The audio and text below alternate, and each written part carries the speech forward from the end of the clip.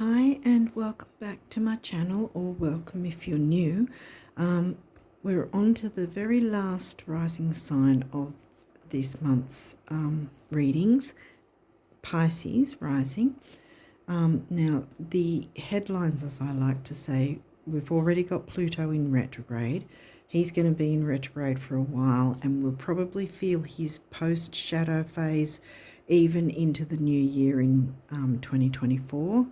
So I'm not going to say much more about him right now, but there is the retrogrades that we need to talk about.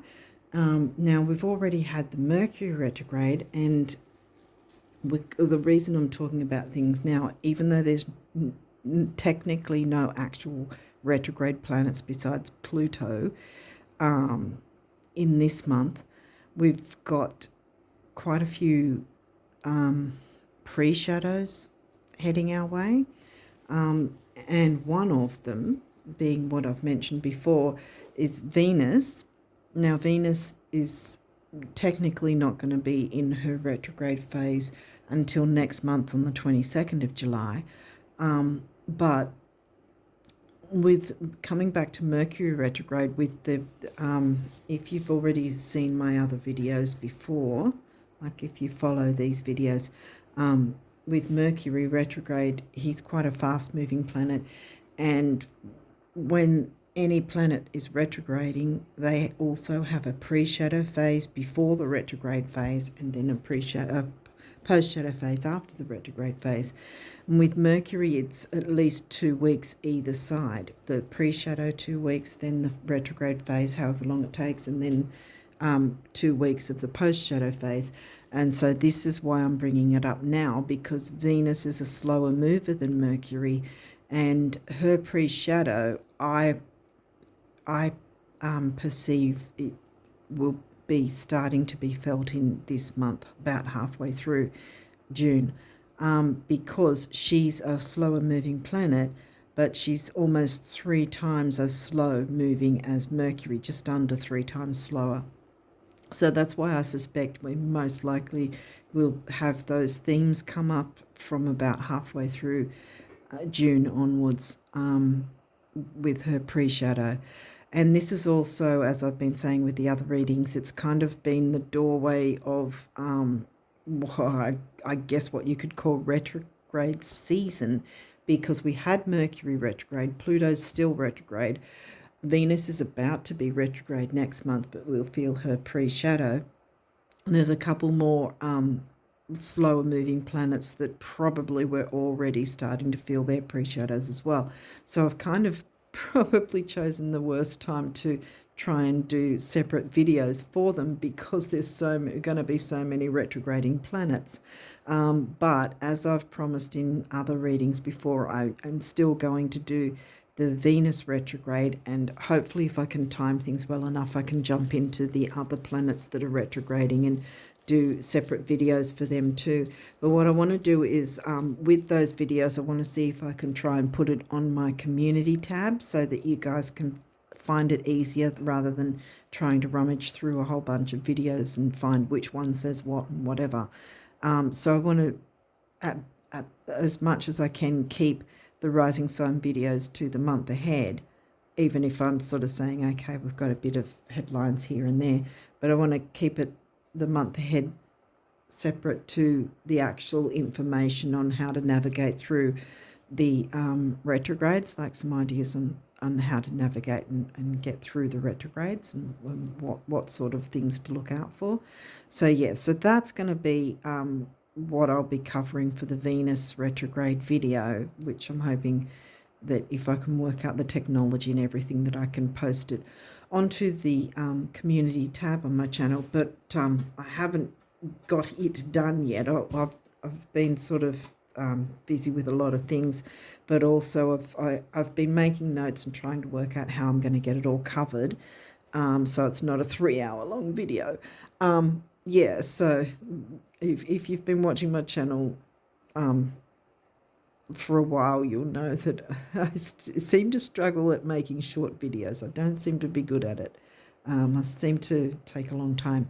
Yeah, so anyway, Now, also with the retrogrades, why I say there's so many planets that are going to be retrograde is especially in August and September.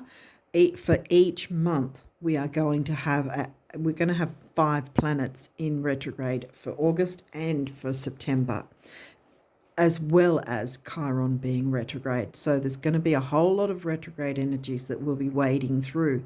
Now, the sun and moon in astrology are considered planets, but they're never retrograde.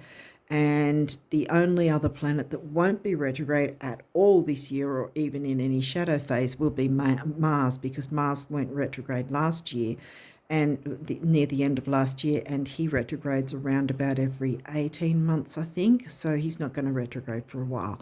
So we've got only three planets that won't be retrograde, and 2 that never do anyway, and only one specific one that won't be retrograding. So of the other 7, they'll either be in retrograde or in a pre-shadow or post-shadow phase. So from here on in, pretty much you can say right through to the end of the year at least. So we've got a lot of energies to wade through, but we can navigate through them successfully, I believe, anyway. Well, yes. Like I said, once I get the Venus video sorted and uploaded and work out how to do all that, then hopefully I can move on to the other planets for you guys too. So it breaks it down, it sort of separates it, and that way you can go, okay, these are the themes for this and these are the themes for that. Okay, now how does it meld in, sort of thing, to your experience? So what things that might be coming up for you from each planet, and how you can sort of, connect the dots, put the puzzle pieces together, sort of thing. Hopefully that makes sense. Yeah, I don't think there's anything else I needed to make a note of for you guys. So I think we'll jump straight into the astrology for June, Pisces rises. And we've got 3rd house, Gemini themes. That's in Taurus for you, which is money and self-worth. So communication, money and self-worth. Pisces, well, that's your rising sign. 1st house rising sign. Last quarter moon. Well, that's 3rd quarter moon, last quarter moon, same thing. That's before the new moon. So that's about a week before the new moon. Depending on when I put this up, this might be right on last quarter moon for you, or just before. So if you are open to moon work, this is a reminder to recheck anything that needs to be tweaked, changed, maneuvered, or whatever into place. But also, if you're open to moon work, to any release work that, if there's any tendrils left from the full moon, which by the time you get this, the full moon would have well and truly happened by then. So, as I'm doing this, it has actually happened. So yeah. So this is reminding you, okay, what have you not released, or what needs to be let go of, or like I said, it could just be as simple as maneuvering certain things or changing certain dynamics, or anything. It might not, doesn't necessarily have to mean big and bad and deep and heavy or whatever. It can just mean certain things that need to be maneuvered so they can be in place for you to be ready for the new moon. So what else have we got? Vesta, home and hearth. She's a asteroid. She's an asteroid. Like I said, home and hearth. So, okay, so we've got some communication and money and self-worth with home and hearth. Jupiter, wow. In this deck, I remember this is actually considered a very lucky card. So there's going to be luck with your home life, or groups or whatever that feel like home. 7th house, well, that's about relating. It's Libra themes, and it would be in Virgo. Would it be for you? Yeah, it's Virgo. Yeah. Virgo's 7th house. So health, duty, service, and relating to others. Here you've got 12th house. Well, that's your Pisces themes coming through. And that is Aquarius is in your 12th house. Saturn's not yet retrograde, but I think he soon will be. And we may be starting to feel the effects of his pre-shadow as well. That's, again, the retrogrades shouldn't be feared. A lot of people go, oh my God, a retrograde. Retrogrades come to help us to maneuver ourselves into a prime position, a better position, letting go of any niggling things that are holding us back, so we can then take advantage of the new energies wanting to bring things in. Saturn likes things to be methodical, like Virgo, that's in your 7th, slow, methodical, planning, procedures, that sort of thing, being organised. What else have we got here? Pisces, your rising sign. This energy is wistful, endlessly loving, compassionate and forgiving. It confuses and softens resolve.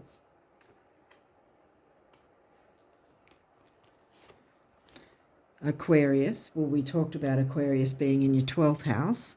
This energy is freedom loving, rebellious, idealistic and technological. It's also about community, so there might be something about community coming through for you. The 7th house, wow, okay, so relating to others, relationships of all kinds, is going to have something to do with duty and service, the Virgo themes. Well, it's Libra themes covered by the Virgo sign, so your 7th house is covered by the Virgo sign. Can I squeeze another one in or not? Probably not. They're quite large cards, these guys, so I think I'll just... All right. And then we've got 12th house, which is Pisces themes, even though you're Pisces rising and that's from your 1st house. Pisces themes of 12th house in the sign of Aquarius. So there's spirituality is a Pisces theme. Aquarius is the community.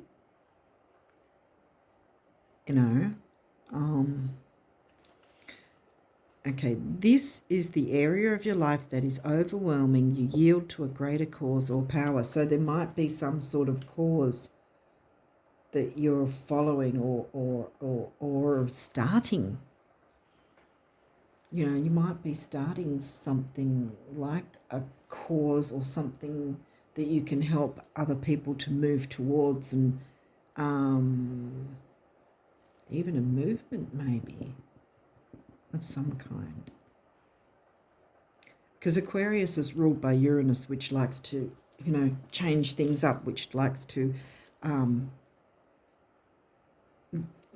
sudden changes can happen, but not necessarily bad ones. See, and this I'm feeling isn't, because you're clearing away whatever needs to be cleared away. And what does that do? It makes room for what you want to bring in at new moon. I better get this done in time before the new moon. The numinous, mystery. The numinous is about like psychic ability as well, and all that sort of thing. Your clair abilities, ESP, that sort of thing. You and others, I would say, because and 7th house is about the other as well. So it's something to do with you and other people, like in a group, perhaps some sort of group going on, group dynamic, which is in your favor and theirs. Ascendant, that's your rising sign, outlook. So it's definitely getting you noticed, because that's the first sign that people see of us. It's not our sun sign that they usually detect, unless, of course, the sun and the rising are the same. But, it's always our rising sign that the rest of the world notices about us first, even if we ourselves don't notice it. 4th house, home and family. Cancerian themes. And here we've got, where did Vesta? Yeah, like I said, home and hearth, home and family, Cancerian themes, not in Cancer. I think that's Gemini for you guys, Gemini in fourth. Yeah. Second house, assets. So fourth house, roots, home and family. Second house, assets, money and self-worth. Your second house is Aries. Yeah, Aries. There may be a tendency to impulsively spend. I've done that myself. I'm no shade. Yeah, I don't think I'm going to squeeze another one in there either. So once again, I'm not working it out very well. But anyway, let's keep going. We've got still a few to go. Uranus, the ruler of Aquarius in 11th house, revolution. Yeah, a revolution is coming and you're going to be at the forefront of it. There you go. I'm telling you. So yeah, it's definitely a group dynamic and it's going to work in everyone's favour. Yay. Including you, of course. See, there you go. Trine, flow. Easy go, easy flow. This is a good aspect to have when you're looking at your chart. A trine aspect. That's good. So it's working in your favour. Saturn, wisdom. So yes, we have Saturn, but Saturn and Pluto get a bad rap often. But Saturn can help with the structure. You've got Saturn twice, helping with the structure and the organisation. You know, the Capricorn, Virgo kind of tendencies. Because you've got the Virgo, see, in the 7th house. That's why I say it. Because Capricorn is ruled by Saturn, but Virgo is ruled by Mercury, which hasn't come through, no. Yep, so you've got Jupiter, Saturn, Vesta so far, and of course the moon. 6th house, that is Leo for you, I think. Leo is in the 6th, I think, for you. It says craft, so crafting something with the community. 5th house, wow, you've got quite a few houses going here. Now, did we get 5th house before? No, we got 3rd house. Wow, look here. We've got 1st house with your ascendant, 2nd, 3rd, 4th, 5th, 6th, 7th, 12th. Wow. 12th twice there. See, 12th house was reiterated there as well. Passion, because that's Leo themes. And that's covered by, that's covered by the sign of Cancer, I think. And here we go again with the nurturance of the 4th house themes in Cancer sign covering the 5th house. So there's going to be sort of nurturing involved with this as well. Creativity and nurturance, yay. Square, challenge. Okay, so squares can be difficult, but they can. This is also a square too, see though? And that might be reiterating that time frame to really jump in and make good use of that time frame. Because squares, without challenges, we won't grow. You know what I mean? So there may be the challenge in that to get the courage to step forward and connect with whoever this community is for you, that you can work together on a common goal. It's going to work in everybody's favour, including you. So it might initially seem like a challenge, but it's going to be one that, you know, like I've mentioned in the past, say, for instance, because I know on Facebook there's people or groups or pages where they say, okay, let's do this 7-day challenge or whatever. It's not necessarily that every challenge is going to be difficult. You know, some people will go, oh, I'm up for that challenge, you know, so it's not necessarily a difficult thing, and I'm getting it's not going to be difficult. So I feel it is reiterating that, because that is a square. So what is it? A full moon, for instance, is the sun's on one side and the moon's on another side of the chart. and it's an opposition. A full moon is always the sun and moon are in opposition wherever they are sitting. A new moon is when they're both in the same section of a chart, which means they're conjunct, and that's when a new moon is hitting, because you can't see the moon then. A square is your last or third quarter moon or your first quarter moon. The first quarter moon is the one directly after a new moon. The third quarter or last quarter is the one after a full moon, right before the new moon, which is why I said I better get this uploaded in a hurry, because I think by the time this is uploaded, it'll be pretty much right on that time frame, because that will be a week before the new moon. So clear away any debris, any whatever, that or any fears. Saturn came a couple of times. Saturn can bring out fears as well. But I think if you can tap into the structure side of Saturn, the wisdom, see, you'll gain that wisdom, and things will work in your favour, and everyone else as well that's involved. Okay, these may or may not have reversals. We'll walk through that if there is. Jupiter's upright. Yay. Abundance. Did you not get Jupiter somewhere else? Or am I just thinking you did? Yes, you did. And I said that. I said it's considered lucky. You've got Jupiter twice. So there's abundance with whatever's going on with this. It's a good thing. It's going to work in yours and everyone's favour. That's fantastic. Okay. Aquarius, collaborate. That's also upright. And where's Aquarius? It's in your 12th house. Community and spirituality. Yay. Collaborate. See, it's saying collaborate. Abundance and collaborate. Wow. And then we've got this. Chiron. Oh, and that's upright too. So it's going to be healing all round. I really believe this isn't just energy on its own for you.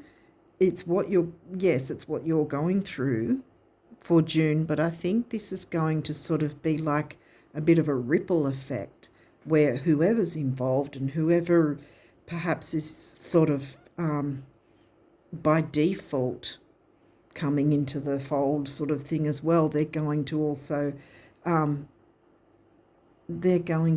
get the benefits of that energy, of the collaboration of this group. And there's abundance and healing for you and all involved, and anyone involved by default, I guess I want to say too. Wow, this is really good energy. Okay, so what is the numerology for you guys? Pisces rising. What is the numerology for June?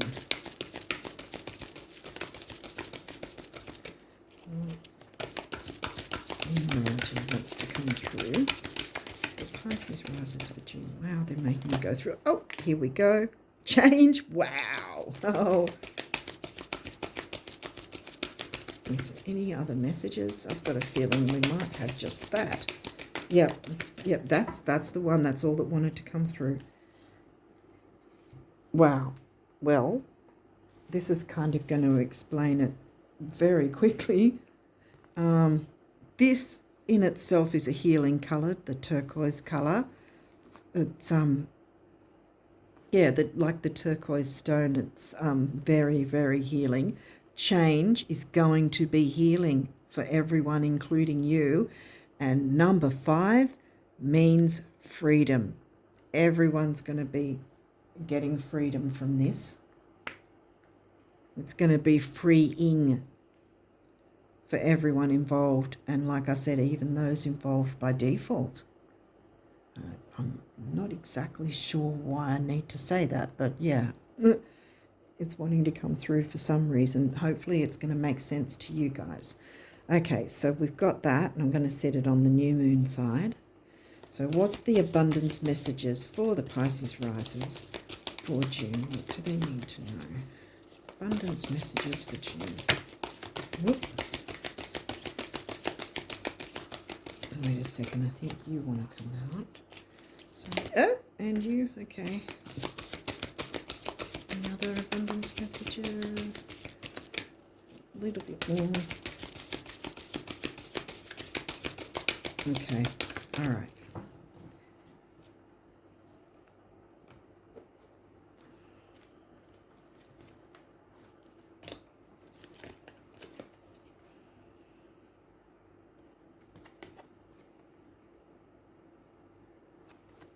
Okay, so this says, oops, this says,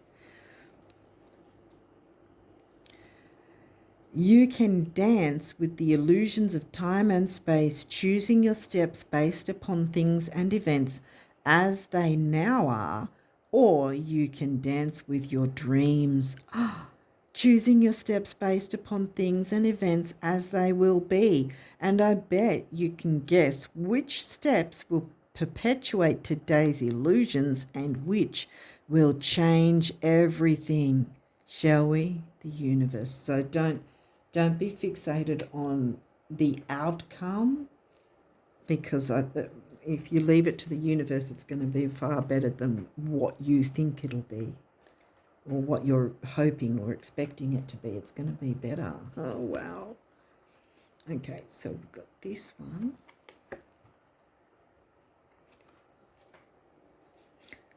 Okay.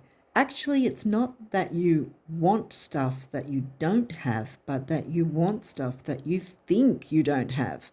And the best way to change this is to begin thinking that you have it. As in, oh, there's my electric fully loaded Halbatron cloud zapper.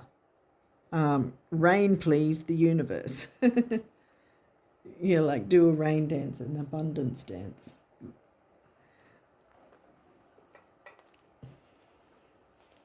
So believe it's already possible. Believe that you have it, and there it is. It's already there for you. Wow. Okay, so what do the guardian angels... Boom. I think you can see that already. So is there any other messages besides that one? Yes. Okay. Are we done yet or not? I think we might be. Yep. Okay.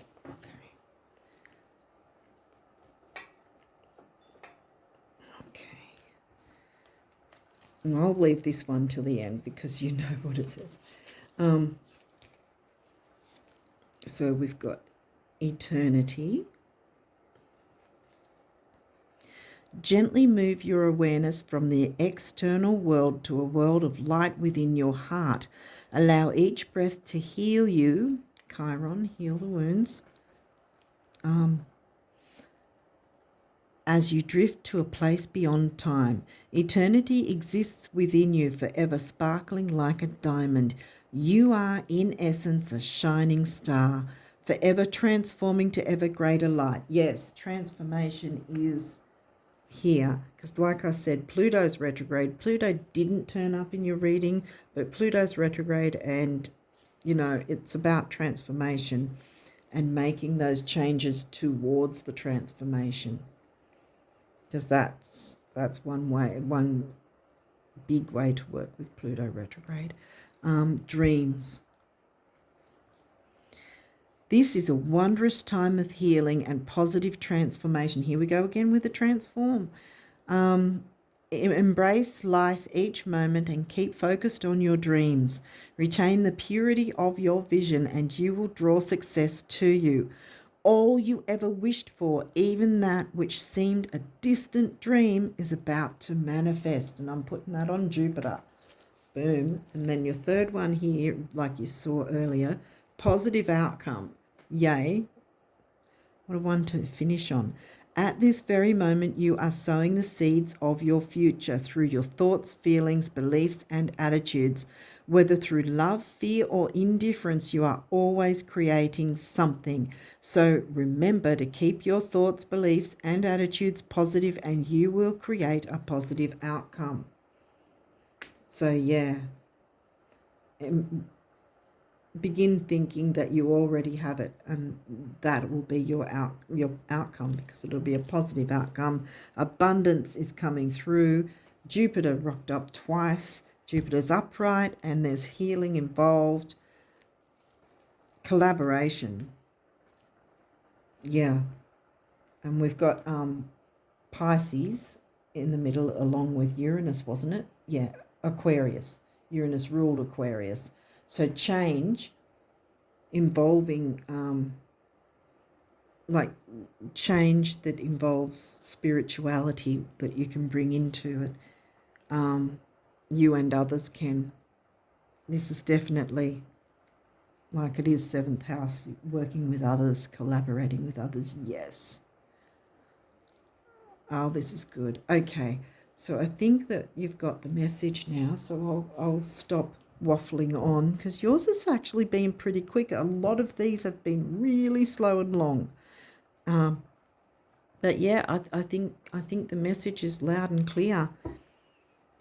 Abundance is coming for you. This is what you need to focus on. Well, you don't have to, but I mean, why wouldn't you want to anyway? It's abundance coming in. You know, working with others, bringing forth spiritual, you know, ideas and practices, perhaps even. Yeah, and Aquarius came through twice, your 12th house, so the mix of the Pisces, Aquarius, and of course your Pisces rising. Yeah, so abundance is coming, so you don't have anything to worry about. Revolution is going to happen. You're going to make change with others, and that's fantastic. Positive outcome. Your dreams are coming true. Drop the mic. I don't know that there's anything else I need to say on this. Yeah, so I'm really quite pleased with all this energy, and I wish you all the best of luck with this for June. And until next time, bye for now.